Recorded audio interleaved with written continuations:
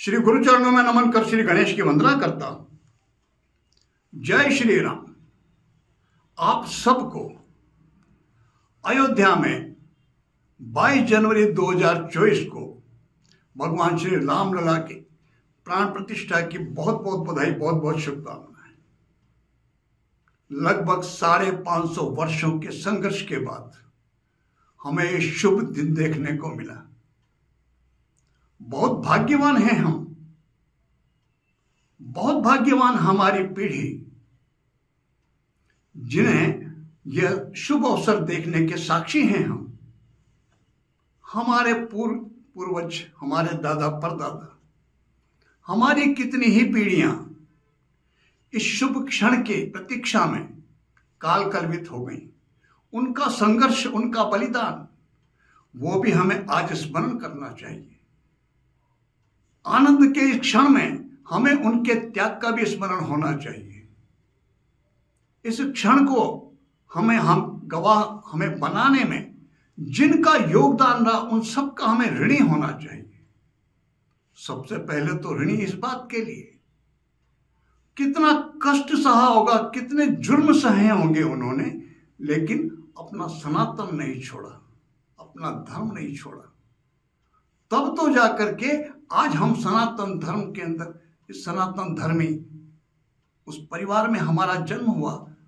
एक ऐसा धर्म आज धीरे धीरे इस सनातन धर्म की गूंज पूरे विश्व में, आधुनिक विज्ञान वो भी सनातन धर्म के जो तर्क हैं, जो सिद्धांत हैं, उनको मान रहा है, उनका अनुसरण कर रहा है। हम निश्चित रूप से सौभाग्यशाली हैं, लेकिन हमारे इस सौभाग्यशाली होने के पीछे हमारे पूर्वजों का जो त्याग है, बलिदान है, मूल में वह है, हमें वो स्मरण होना चाहिए। बहुत जुर्म, कितने जुर्म सहे होंगे, तब जाकर के हम आज इस धर्म में हैं। इस प्राण प्रतिष्ठा में, इस मंदिर के संघर्ष को यहां तक पहुंचाने में लाखों, कई व्यक्तियों की, हजारों लाखों व्यक्तियों ने अपने प्राणों की आहुति दी, सहयोग। एक छोटा सा उदाहरण, माननीय स्वर्गीय अशोक जी सिंघल, स्वर्गवासी हो गए वो, जब राम मंदिर आंदोलन के प्रारंभ किया उन्होंने, तो प्रारंभिक स्तर यह था कि प्रेस कॉन्फ्रेंस जब करते थे तो प्रेस कॉन्फ्रेंस में संवाददाताओं को, पत्रकारों को जो सामान्य सा जो जलपान, चाय नाश्ता कराने का, वो पैसे भी नहीं हुआ करते थे। किस संघर्ष, किन परिस्थितियों में संघर्ष प्रारंभ किया। आज भगवान रामलला के किस पे विराजमान है, क्या स्थिति है, किस तरह धर्म की वर्षा हो रही है, लेकिन प्रारंभ किस में हुआ था? प्रारंभ करने वालों का त्याग, उनका परिश्रम, उनकी जीवटता, वो भी हमें स्मरण होनी चाहिए, हमें ऋणी होना चाहिए। अब जब ऋणी हैं तो फिर एक बात और हमें ध्यान रखना चाहिए, ये विजय का तो है ही, लेकिन संयम और विनय का भी है। और इस बात का ध्यान रखने की बहुत आवश्यकता है। कहीं कुछ तो त्रुटियां हमसे हुई, कुछ तो अपराध हमारे पूर्वजों से, हमारे पूर्व के जनों से हुआ है कि ऐसी परिस्थितियां बनी कि हमारे देश ने हर तरह से संपन्न होते हुए, सक्षम होते हुए 1200 वर्ष की गुलामी देखी। हमें हमारे इतिहास से सबक लेना चाहिए, सीखना चाहिए और इस बात का ध्यान रखना चाहिए। क्या गलतियां हुई, उनका किसी तरह से वो दोबारा रिपीट हमसे ना हो जाए, वो दोहराई ना जाए। यदि उनको दोहराया गया, दोबारा वो गलतियां दोबारा हो गई, तो समय बदलने में उसके लिए फिर गुनाहगार कौन? हम ही होंगे। सावधानी बहुत आवश्यक है। अब दूसरी दृष्टि से विचार करें। एक जो घटना 22 जनवरी 2024 को मध्याह्न लगभग 12:35, 12:30 बजे अयोध्या में घटी, एक नए, नव्य और भव्य नव मंदिर में भगवान रामलला विराजमान हुए, उनकी प्राण प्रतिष्ठा हुई। इस क्षण में, इस समय में क्या है रहस्य, इसका चयन किसने किया? कहने को हम कह सकते हैं किसी भी, कोई तो माध्यम बनता है, ज्योतिषी, किसी देवज्ञ विद्वानों ने सहयोग किया, उस समय का निर्धारण किया। ये पहले क्यों नहीं हुआ? राज्य की दृष्टि से देखा जाए, किसी राजनीतिक दल को भी श्रेय दिया जा सकता है, किसी नेता को भी श्रेय दिया जा सकता है। 70 वर्षों में यह घटना ऐसा क्यों नहीं हुआ? कारण क्या है इसका? कुछ तो कारण इसके पीछे रहस्य होगा। पहले भी हो सकता था, जो माध्यम परिस्थितियां अभी पहले भी बन सकती थी, लेकिन नहीं बनी। यह विधि का विधान है। कहते हैं ना, विधि का विधान जान हानि लाभ सहिए, और जाहि विधि राखे राम ताहि विधि रहिए। सब भगवान प्रभु राम का ही तो निर्धारित है। उन्होंने सब निर्धारित चयन कर रखा, किसके हाथ से क्या होना है। तो माध्यम, जो माध्यम बनेगा, उनको उनके परिश्रम को तो हमें मान्यता देनी ही होगी, उन्हें श्रेय तो देना ही होगा, देना ही चाहिए। लेकिन इस रहस्य को भी समझना चाहिए कि इसके पीछे कारण क्या है, और वो स्पष्ट चाहिए। ज्योतिषीय दृष्टि से देखें तो जो कालखंड है, 22 जनवरी 2024 को जो घटना घटी, जिस मुहूर्त में, उन ग्रहों का प्रभाव क्या है, और जो प्रभाव क्या पड़ेगा सबके ऊपर, देश के ऊपर, सनातन धर्म से ही संबंधित है। ये मंदिर की प्राण प्रतिष्ठा हुई है, क्या होगा इसका प्रभाव देश पर, जनता पर, विश्व पर? क्योंकि ये ऐसी घटना है जो केवल देश तक सीमित रहने वाली नहीं, केवल सनातन धर्मियों तक सीमित रहने वाली नहीं, केवल उस क्षेत्र जिसको अयोध्या कहते हैं, उत्तर प्रदेश, वहां तक सीमित रहने वाली नहीं। 550 वर्षों में यह घटना घटी, तो इसके पीछे सीधा सा रहस्य के समय काल परिवर्तन का है। सैकड़ों वर्षों पूर्व भी तो लोगों ने, उस समय के आस्थावान लोगों ने बड़ी श्रद्धा से मंदिर बनाया। उनके परिश्रम में, आस्था में क्या कमी रही होगी? लेकिन टूटे, बार बार लूटे गए मंदिरों को, और अंत में फिर ध्वस्त कर दिया गया, और वहां पर एक मस्जिद बना दी गई। यह इतिहास है। वह कालखंड था, एक ये कालखंड है जहां पर भव्य नव मंदिर का निर्माण हुआ नए का। जो परिस्थितियां हैं वह भी कुछ इंगित कर रही हैं, हमें कुछ सीखना चाहिए उससे।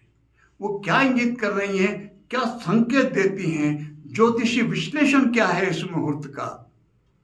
आपने देखा होगा कैसे कैसे विवाद हुए,